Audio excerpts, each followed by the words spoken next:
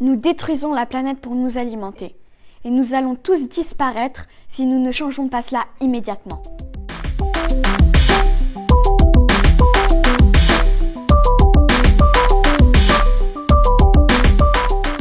Bonjour à tous. La culture intensive est un système de production agricole fondé sur l'optimisation de la production par rapport à la surface cultivée.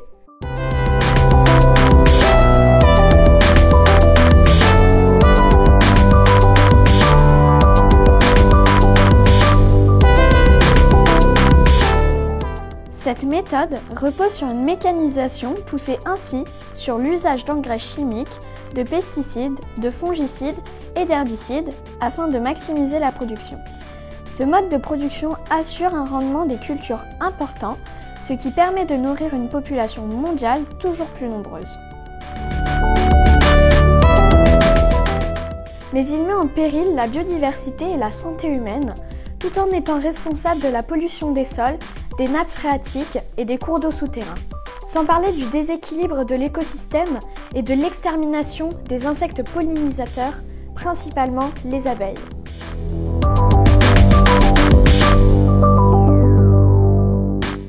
Les abeilles ont un rôle essentiel en termes de préservation de la biodiversité.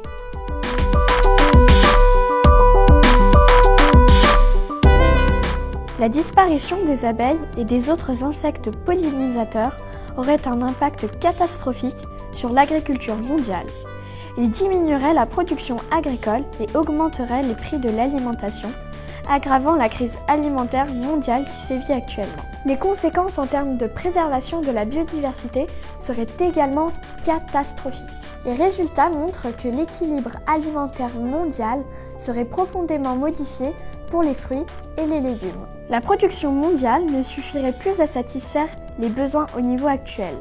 Les régions importatrices comme l'Union européenne seraient plus particulièrement touchées. Si les abeilles disparaissaient de la surface du globe, les hommes n'auraient plus que 4 années à vivre. Albert Einstein. Vous vous demandez certainement quelle est la solution pour stopper ce processus. Eh bien, la solution réside dans l'agriculture biologique. L'agriculture biologique est une méthode de production agricole qui exclut les engrais et traitements chimiques de synthèse. C'est un système de production qui maintient la santé des sols, des écosystèmes et des personnes. Elle s'appuie sur les processus écologiques, sur la biodiversité et sur des cycles adaptés aux conditions locales, la préservation des ressources grâce à des substances et des procédés naturels. Depuis les années 1920, l'agriculture biologique est organisée à l'échelle mondiale depuis 1972. Elle est une des formes d'agriculture durable. Pour obtenir le label, les agriculteurs biologiques doivent respecter un cahier des charges et des normes qui excluent notamment l'usage des engrais minéraux, chimiques de synthèse et de pesticides de synthèse. Faire le choix de consommer bio a un impact direct sur notre santé et sur tout l'écosystème qui nous entoure. Cela permet à chacun de contribuer de façon active à l'équilibre et la protection de notre belle planète bleue.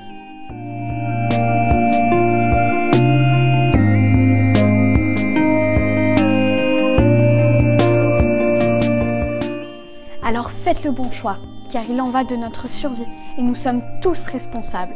Mais en attendant, restez libres, autonomes et pensez par vous-même.